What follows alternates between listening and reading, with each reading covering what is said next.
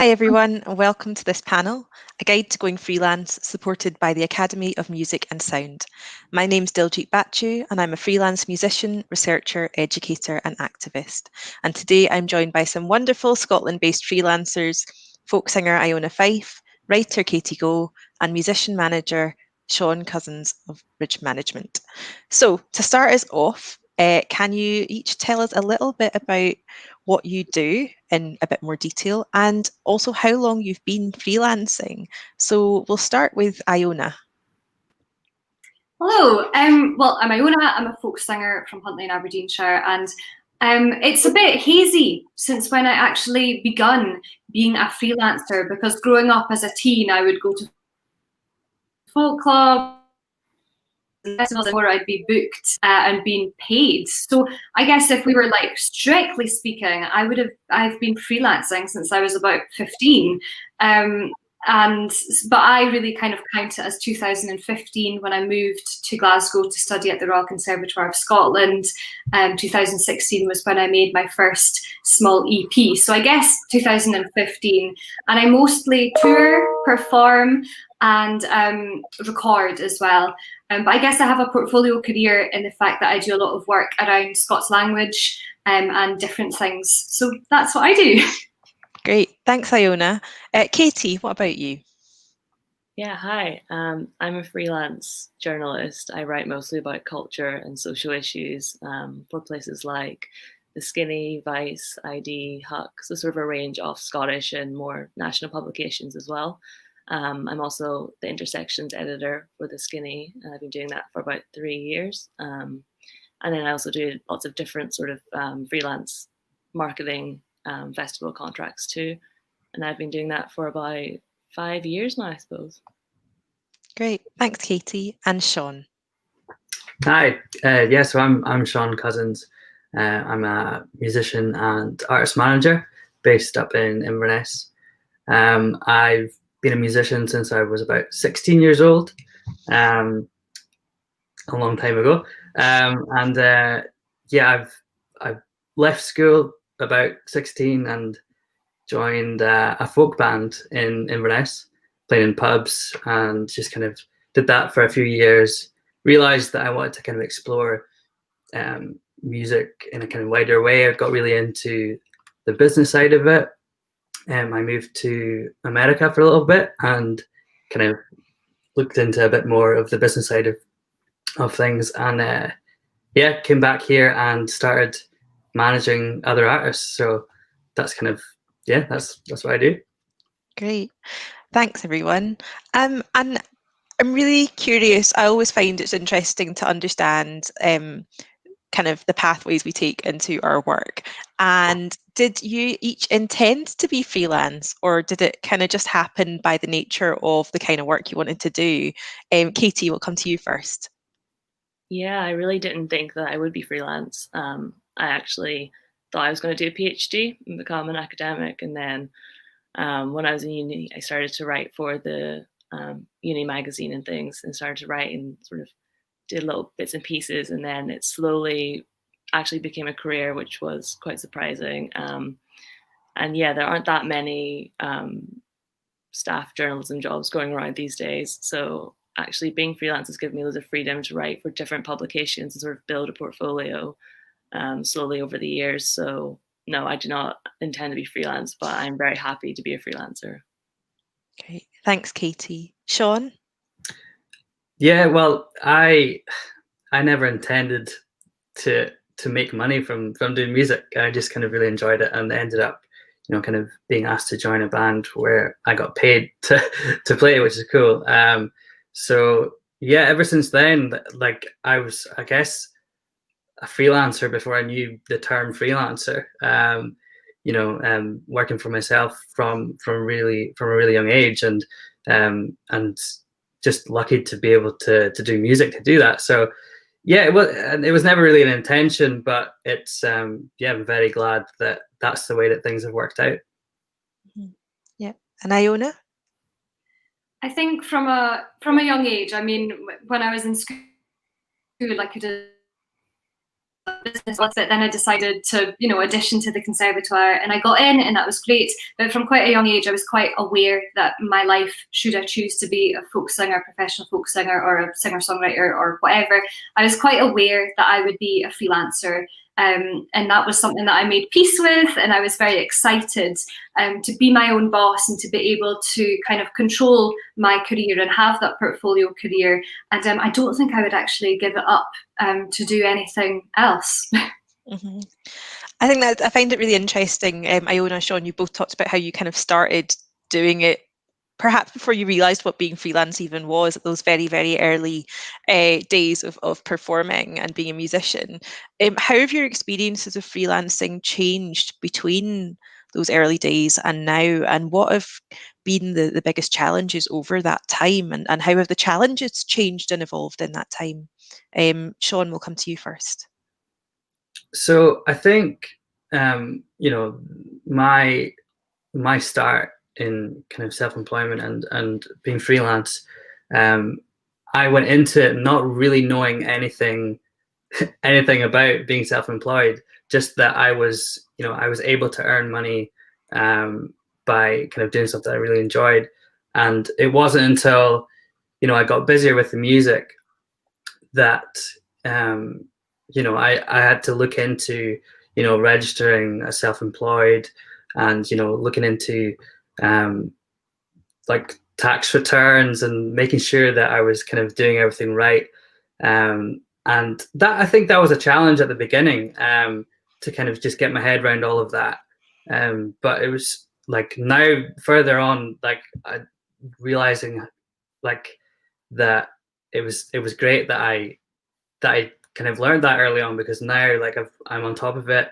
It's not the funnest part of the job, but making sure that that you're on top of your tax and making sure that your business is running efficiently. And it's definitely had like its challenges, but kind of looking into kind of things early on definitely helped me. Thanks, Sean. Iona. Well, when I was starting out, it was mostly just me performing myself, but over the years I've kind of formed a trio or a band setting, but only under the name Iona Fyfe. And that kind of brings with it responsibilities to look after the people that you're working with, to make sure that they're paid fairly, and to basically, employ people on a freelance basis as well, which gives me a lot of purpose and meaning. It's very much on me, but everyone kind of benefits, I guess, financially from that. A lot of the issues that I had was, starting out, I was really on my own, and I had to prove myself, blah blah blah blah blah. And more so now, I work with agents abroad. I don't have any management in the UK or agents in the UK, but certainly abroad, the team is much bigger. I have a label in Germany. I think it's being able to keep on top of the admin, the press, being able to market yourself and promote yourself. And as an aside, I think people that come from a very rural background really struggle with the initial promoting yourself. I think it's certainly harder for people from a rural background because of how insular the community is. Oh, she's doing that. Oh, have you seen her do that? It's different. So I think that a big challenge that I face is knowing my worth, knowing how much to ask. Over the last few years, I've been really work hard, and some great awards in my kind of field. And I think after that hard work, I should be able to perhaps ask for a larger fee, or be able to maybe get treated a little bit better in terms of on tour and venues and stuff, and be able to kind of negotiate better contracts. That's something that I still find is a huge challenge, because I don't have an agent in the UK, and I actively choose for that to happen. So I choose to do the admin myself, because I want to be in control, especially in this territory. So a huge issue is me valuing myself and being able to represent the views of the people that I also employ. So yeah, I think we all just want to be paid more, don't we? Oh yeah. Thanks, Iona. Moving to journalism, Katie, how's your experience changed over the course of your freelance career so far? Well, I could relate a lot to what Iona and Sean were saying, especially about being paid and knowing your worth. I think that for me, starting out, I didn't actually realize that being paid was part of the job in a way, because I think that a lot of people who start writing usually start writing for, their own blogs or uni magazines and things, and don't actually realize when you get to the stage where you can actually ask to be paid and you should be paid. So I think that that was quite an interesting learning curve, is sort of figuring out when you've gotten to the stage where you can ask for money. But also, I think it's also important when you're starting out that sometimes doing unpaid work is a part of, what it is, which isn't great advice in some ways, because you should be paid for your work. But I think that sometimes the worth comes from actually the experience of getting out there and doing things.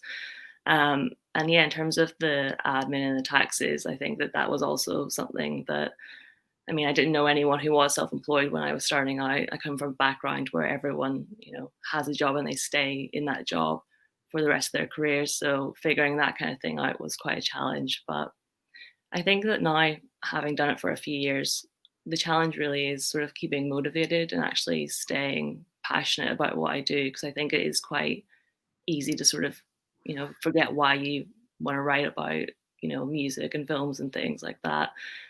So I think actually speaking to more people and sort of creating a network of different writers and freelancers, and chatting to each other and remembering why you want to do this and why you want to express what you want to express is really important. Thanks, Katie. And we'll come back to some of those essential skills and all the extra jobs that come with freelancing. And I think it's really important as well that noting that that little hurdle of taking something that you love doing and that you enjoy doing, especially when it's creative work, and kind of negotiating that line between it being something you do and something you do for work, and knowing when to introduce that. I think that's a really, really important point. So thanks for that. So I want to talk a little bit about what's in that toolkit. What are those essential things that you need to be able to do as a freelancer? And what are the tools that you just can't live without when you're working as a freelancer? Like, how do you stay organized and on top of it all? So Sean, we'll come to you first on this one. I think a definite skill that I think you need is being able to kind of build relationships and maintain them, and kind of networking skills, kind of talking to people and kind of just expanding the kind of pool of people that you work alongside or you work with, and being able to kind of communicate with them clearly. It's really important. I found that over the years that it's one of the most important things, is being able to communicate with a team of people. As far as being organized, I cannot live without Google Drive. It's where all my work is. Like, it's so handy. Like, I would be lost without it. But yeah, and I think spreadsheets in general. In school I never really paid attention to learning about spreadsheets or kind of admin or anything, but I've had to, I've kind of had to force myself to kind of learn all of that, and it's become so important in everything I do. So yeah, spreadsheets for everything. You're talking to the spreadsheet queen, Sean. Katie, what's in your toolkit? Yeah, shout out to spreadsheets. They're great. Google Sheets are great. Definitely that kind of stuff is really important, I think, to get on top of early, especially for keeping in track of, payments coming in and things like that. It's really important to stay on top of things. But in terms of other things in my tool belt, I think that actually confidence is a big thing when you're starting out, especially if you're freelancing, and actually asking for things is quite challenging when you're beginning, because you feel like, who am I to ask you for anything? But especially if you're writing I think it's really great to get in touch with, PRs, press people, publicists and managers early on, and say that you're really interested in an artist, or you really would like to go to a gig to review it for your blog. Even if you're not going with a magazine, I think that early on, you can really do things like that, and it feels like it's a bit of a barrier to kind of actually get your foot in the door in that sense. And I think that, people are really happy to hear from everyone, and people want press from blogs, especially these days. So I think that, yeah, having the confidence to actually email people and reach out, I don't think anyone will be rude to you. No one bites. So I think that that's really important to sort of work on and keep building on. Thanks, Katie. And Iona? Well, I would love to say that I'm really, really organised, but I am notoriously a nightmare, a total nightmare, and I'm working on it. Diljeet, I actually remember you showing me a trick about how to deal with loads of filings. I totally forgot about it now.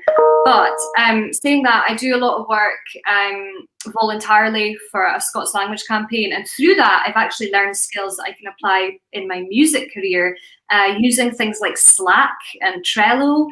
Time management tools have been really useful. I think really an essential toolkit is really, really hot social media and marketing strategy. If you've got a product, or maybe in these COVID times, you have a Patreon, or you're going to do Bandcamp Friday, release a little single or something, or you've got a live stream that you're trying to monetize. If you don't have really, really hot social media marketing skills across all social medias, not just your traditional, Facebook, Instagram, Twitter, looking at things like Snapchat, maybe even TikTok, or, whatever, I think that it's really important to be able to market something and to be able to contact and reach out to your audience, as well as growing. Working with people and connecting with them is really interesting as well. Sorry, I'm the person that's getting heaps of emails during this. I think social media for me is one of the biggest essential parts of a toolkit. My organisation skills, they'll develop with time, I promise. That's all I've got to say. Thanks, Iona. And I think that's great as well. Like, when we're freelancing, we often feel pressure to be able to do every single little thing. And it's a lot to ask of one person. And it's something that I think often it's only freelancers that have to be able to do that many different jobs all under one umbrella. So I want to delve into that a little bit deeper, and picking up on something that I think, Sean, you mentioned quite early on, because being a freelancer does mean that we do a lot ourselves, but it doesn't mean that we can't engage other people to help us do that, particularly with finances. And I was curious to know, do any of you have an accountant or have someone that helps you manage your finances? Do any of you have one? I'm getting... Yeah, Yes, I Katie, do. you And it have changed my one? life. I got an accountant last year, and yeah, I'm not good with taxes, all of that sort of thing. We weren't taught about it in school, which was a crime, really. So yeah, I got an accountant for the first time last year, and it was just really nice to have someone to check that everything was okay, I think. So I think that maybe if you're starting out and you're not really at the stage where you need an accountant, even, asking maybe a friend's mum who's an accountant or someone like that, to maybe just check over what you're doing and make sure everything looks okay, I think would be really helpful. So yeah, an accountant was great. Mm-hmm. Yeah, I think, that being able to ask a friend or a family friend or someone as well is sometimes a useful kind of like halfway step to getting that support. Sean, do you have an accountant? I do, yes, and he is probably one of my favorite people. I think especially being a freelancer, it can be quite challenging if you say you want to eventually buy your own house and everything. So like the kind of mortgage lenders are going to go off your income, and having all of that kind of organized, and your accountant kind of he or she will kind of have it all kind of down to a T, so that when it comes to kind of looking for your own place, or things like that. My accountant has helped me massively, kind of getting it all together and, you know, making sure that it's all kind of proper. And yeah, I don't even know where I would start if I didn't have an accountant on that side of things. So I think it's really important to kind of either kind of really learn about taxes and self-employment income and where that kind of leaves you when it comes to kind of looking for a mortgage or something. That's something I think it's important to look into as a freelancer. And Sean, have you always had an accountant then in terms of your freelance work?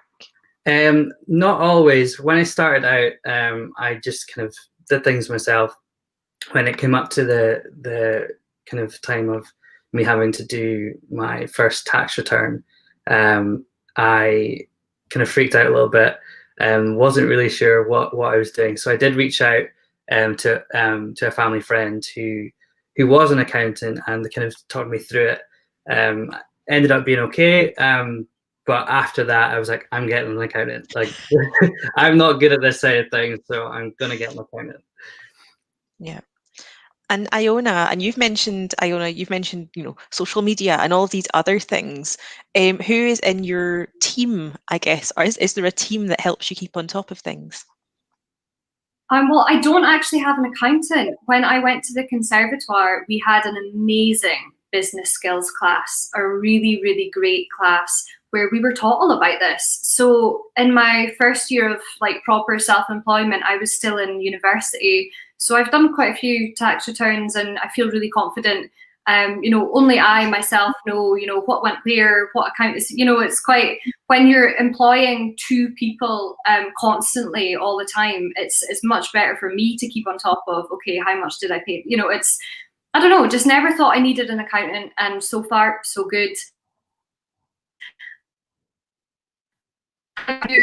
Frequently a publicist, a music PR to help with releases, whether that be singles, EPs or albums. I just think that they have the contacts, they know what radio station is going to be playing folk music, they have they've got their foot in the door, and most of them are really reputable PR people. So if a radio station gets a CD from that PR person, they're probably going to play it. So definitely I think that helped most of my career. I feel like I'm quite independent though, you know, I don't have an agent here, don't have management here. I like to do things myself. Maybe that's just a control issue with me, maybe that is. But saying that, no, not an accountant, but certainly I would use the accountant fee to pay a publicist. Thanks, Iona. That's interesting. You mentioned managers. Of course, Sean, you are both a musician and a manager, which is something I haven't really delved into quite yet. But I'm keen to know, obviously, as a manager, then you're also supporting other freelancers in a way? Yeah, well, having kind of been a musician myself and kind of learning the business, I suppose, you know, I'm able now to, you know, help other artists, work with other artists on building their business and building, you know, a freelance career for them. So it's so yeah, I've learned everything through kind of being a musician myself and just the experiences I've had with that, and I transfer all those skills that I've picked up along the way, and I kind of put them into practice for other people's music careers. So yeah. Thanks. What are your other kind of hacks and tips? We've gone through spreadsheets, yay spreadsheets, and we've talked about accountants. What other useful hacks and tips do you have for keeping on top of the admin? Especially, I guess, I mean, Iona, you're doing it all yourself. So how do you manage that on yourself? For those who maybe don't have accountants yet or want to have a go at doing it themselves, how do you manage that? I mean, I'm pretty old school. I have a Filofax and I, you know, write almost everything in there. I've got like 100 to-do lists. I have like a priority kind of list. And over lockdown, I've been trying to, you know, have a 9 to 5, like in the office, if that makes any sort of sense. I've just tried to have a lot of motivation and self-restraint and kind of treat my job as a 9-to-5 admin office job and then after that be creative. Because I think that you can be totally creative, but then if you don't have the infrastructure in order to collaborate, promote, get this stuff out there, then the creativity, there's nowhere to put it. If you don't do the email, the single goal. So I think admin and creativity, unfortunately, go hand in hand. And yeah, I use Trello quite a lot. It's really good. Just time management tools. Saying that, some days it just goes out the window. I sleep in, I go out for a walk, go out for a coffee, and I decide, you know what, I'm going to put all the work on back burner. I need some me time. And that's actually the brilliant thing about being self-employed, is that you can look after yourself more. If instead of, being slogging at it 9 to 5 every single day, if I decide, no, I need a self-care day, I need to maybe go out a walk or clear my head or see my friends, or, well, not during COVID, but I think that's the good thing, is that we can afford some more self-care days as people that don't have to report to a boss in an office. I just report to me and then I let myself off. So that's kind of what I do, but definitely get Filofax. Love Filofaxes. Also love the old school approach. Sometimes you just, why change a good thing? And I think that's really important as well that you mentioned there about the, that autonomy you have to kind of decide what you do when, and the impact that can have on your well-being as well in terms of that freedom. What do you each love most about being a freelancer? Iona, I'm going to come to you just to elaborate on that, because you did start to touch on that, and I want to know if that is the best thing absolutely about being freelance, or if there are other loves of your lifestyle. I think probably that might be one of my favorite things about being a freelancer, is like just having control, like being in control of, your life, your day, you'll know, well, apart from, this is out with COVID, I have to say, usually I know where I will be in 2 years' time or 1 year time. It's that comfort. But that's just me and my psychology. I like knowing, okay, I'll be on tour then, and then I won't be on tour then, and I'll take a week off there to structure of life that I really like being a freelancer, and the fact that I can really shape things up. I can work with different people and I can pick and choose what I do. And it's really, it's great. And I think being a musician, especially, it's a dream. People say, oh, you're so lucky to be a musician, but they do forget that it involves a huge amount of work. I mean, I was singing since I was 5. I did the degree at the conservatoire, and it was just it is constant work. And a lot of people forget about the admin side and the fact that you always have to have different hats on too. I like being a freelancer because it means I can put my time to not just me, but also other organisations. I've been a director of the TMSA for 3 years, and of course with you on the committee of the Musicians Union of Scotland and Northern Ireland, and with Vice, the Campaign for a Scots Language Act. Basically, I feel like I have a portfolio career that I wouldn't necessarily be able to have if I wasn't especially work with the Scots language stuff. I think that's really cool to be able to have. So it's that portfolio career, and also the autonomy over my time is so valuable. Yeah, I think I can really agree. I do a mix of employed and self-employed work, and I think just being able to do all of the little things I like doing, because I'm indecisive and I don't want to just do one thing, and there's something great about being able to do a bit of everything. Katie, what do you love most about being freelance? I think exactly what the both of you said, sort of that mixture of doing, freelance work and also some employed contract work as well for a few months, and then going back to freelancing for a bit. I think it really gives you, the freedom to sort of do, what you want and all the little things that you like, the different parts of your brain. So sometimes I love working in an office and I love working with a big team, and sometimes I really just want to be alone writing at my desk. So I think that being freelance means that you can take on different positions and things like that with other companies too. You don't have to just do it all yourself.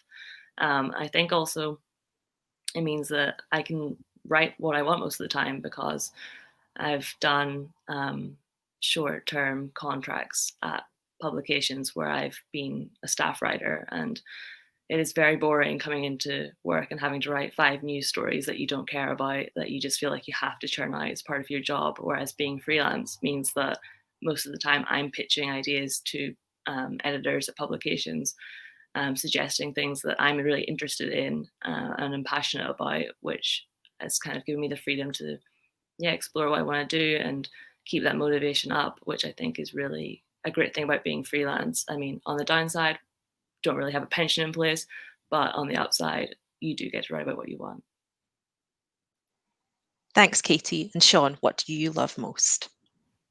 I definitely agree with having the freedom to kind of to plan out what you're doing and have the control of your own career and you know, kind of working towards your goals and everything.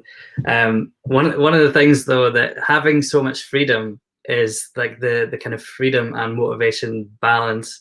I always think that it's a really good idea to kind of make sure that I've set myself a schedule for the week. But being like working in music, like one of my favorite things actually is that no day is the same. In fact, even if I have a schedule in place, it's probably not going to go as planned. There's going to be something thrown in the works, which will be a challenge, but that's kind of what I really love about it, is every day there's something different kind of thrown at me, and yeah, it's just fun to kind of work these little things out. But yeah, definitely the freedom to be able to do that, work on your own timeline, and yeah, just kind of having the space and freedom to kind of just work on loads of little different things that I enjoy doing. Being able to put that into my schedule is great. Great, thanks everyone. Katie, you mentioned something really important there about, you know, there are lots of great things about freelancing, but there are also some downsides as well, and I think that's really important to acknowledge. So I just wanted to come back to you on that, and also Sean and Iona, offer you a chance to kind of reflect on some of those particularly kind of difficult ongoing challenges or the sort of downsides, and in a way maybe things that you wish you'd maybe known before you got into it or been more aware of in terms of that balance. Katie, we'll come to you first. Yeah, I think that, I mean, it can be quite a lonely thing being freelance sometimes, because you do feel a little bit like, before everyone was working from home, I've been working from home for the last 5 years, so really well equipped for the last year. But I think that learning to sort of reach out to people, and, you know, I know a lot of freelancers in Edinburgh where I live, and we'll, you know, go to a cafe and work when that is COVID, you know, friendly to do, and things like that, or even just sort of, you know, be each other's sort of support network and be each other's, what would be our colleagues. I think it was really important to realize that other freelance writers and journalists aren't your competition, but are actually, you know, your colleagues in a way, and you're all working towards different things. And if you look at it that way, I think that it can be really helpful, especially if you are doing a lot of work by yourself in your flat in the cold winter. You know, keeping in touch with people, creating a network. I helped run a freelance culture journalists group in Scotland when we used to do meetups. We don't do them anymore, obviously, but that was really helpful, so we could sort of bounce ideas off each other, talk about our pitches and things like that, and sort of workshop ideas, and also talk about things like taxes and accountants and pensions and all that sort of side of things as well. So I think, yeah, really it's important to reach out to people, and for freelancers to, you know, unite together. Thanks, Katie. Sean, what do you wish you'd known about freelancing when you first started out? I think the way I kind of fell into freelancing, it wasn't something you know, I was kind of actively looking at, but I think when I first started, there was definitely that confidence thing, and kind of being kind of a bit reluctant to reach out to other people, and, you know, other people in music. And I think you touched on it earlier about kind of like being kind of too like afraid to kind of reach out and like bother people, and kind of worried that you're kind of getting on people's nerves if you're kind of reaching out to them. But I think I know now, like in the position that I'm in, that anyone that gets in touch with me about any of my artists or kind of that kind of thing, I think like I'm always very happy to speak to people. And I know from actually just reaching out that most people are sound and they'll kind of get back to you. A lot of people are busy; they might not get back to you straight away. But yeah, it's just knowing that is really good because it helps with your confidence. It kind of helps push you on. So yeah.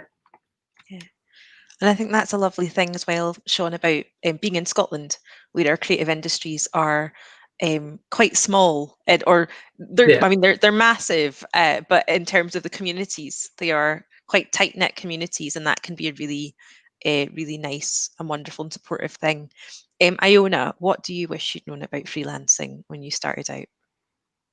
Oh, lots. Certainly, I think there's a theme between all of us in the fact that I wish I felt more comfortable to reach out to my community of practice for help on things, advice on, funding applications, or advice on, a specific festival that's approached us, or, just like being able to tap in and share knowledge. I ask people for help and advice way more now than I ever did. I think maybe when I was a little bit younger, I'm 22 now, but when I was, I moved to Glasgow, I was 17, I was the youngest of, my year at uni.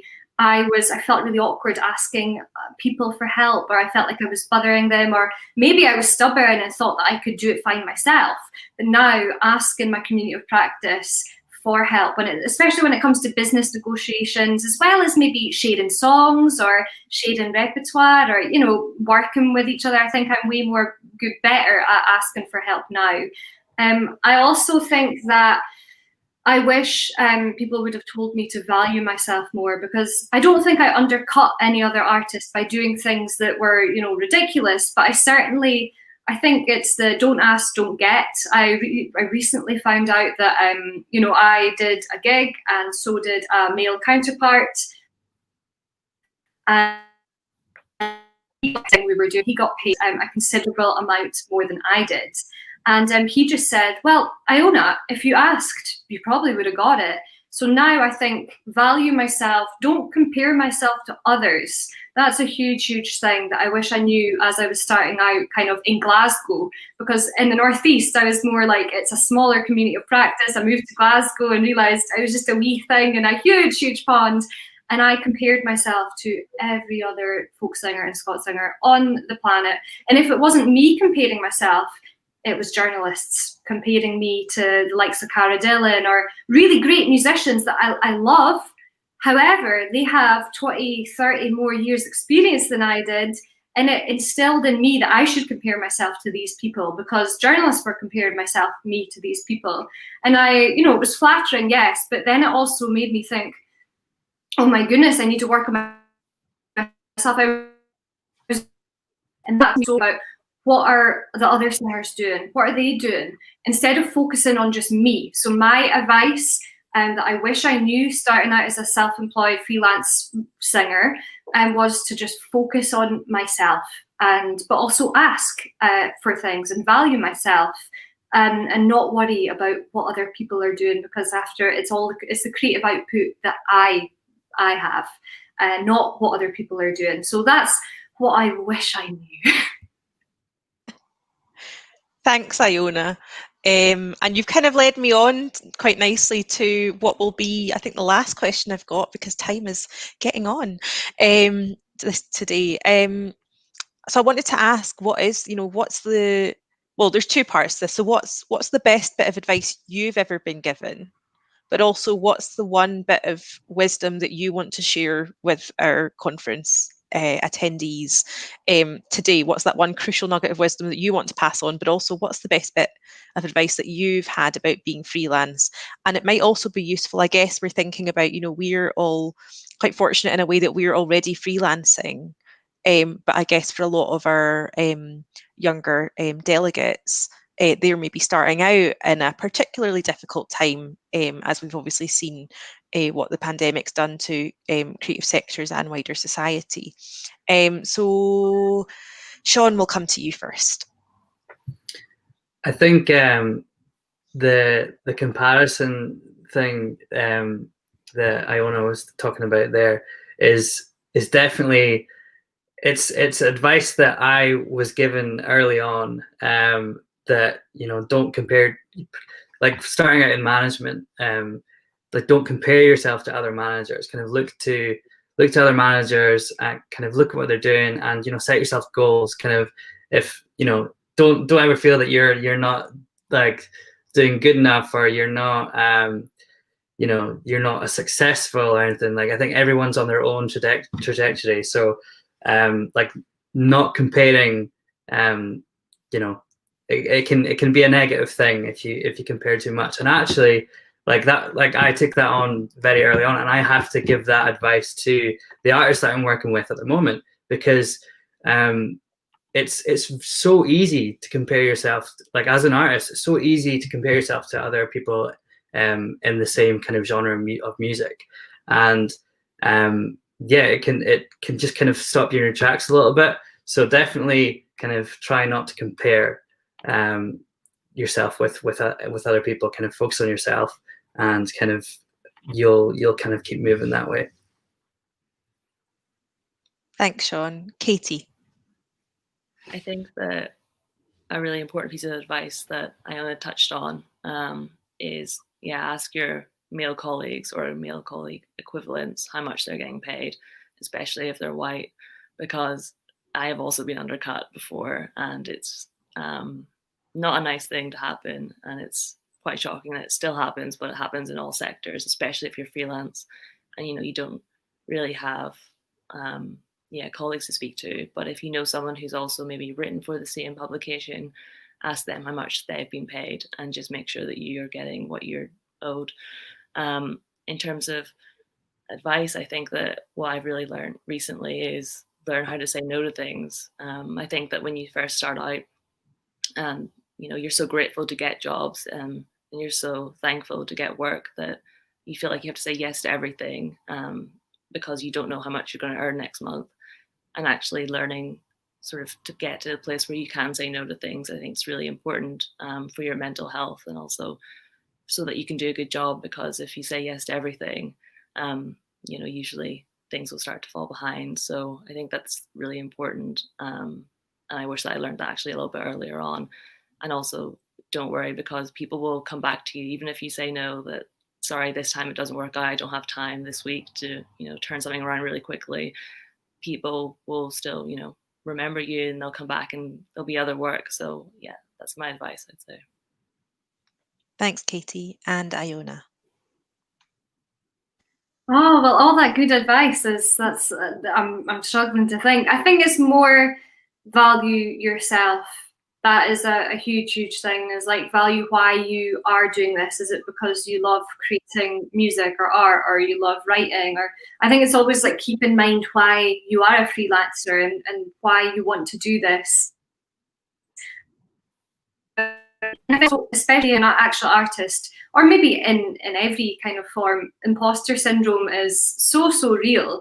And I think maybe especially in folk music or acoustic or roots music, we have, you know, several generations of musicians who pass down songs and pass down tunes or whatever. And there's a huge youth, you know, young, old type divide, where there's a young generation, and then there's the revivalist generation, then there's the source generation. And there's a lot of criticism between those generations. And it's not just, you know, young people criticizing the older way of doing it. It's the older way of doing it criticizing the new, innovative, young way of doing it. And I think a huge thing that I learned was, make the art to make you happy. Don't try to please X, Y, and Z, because you're never going to make everyone happy. And also to take criticism. I found, you know, I was being criticized by an older generation because I was too contemporary.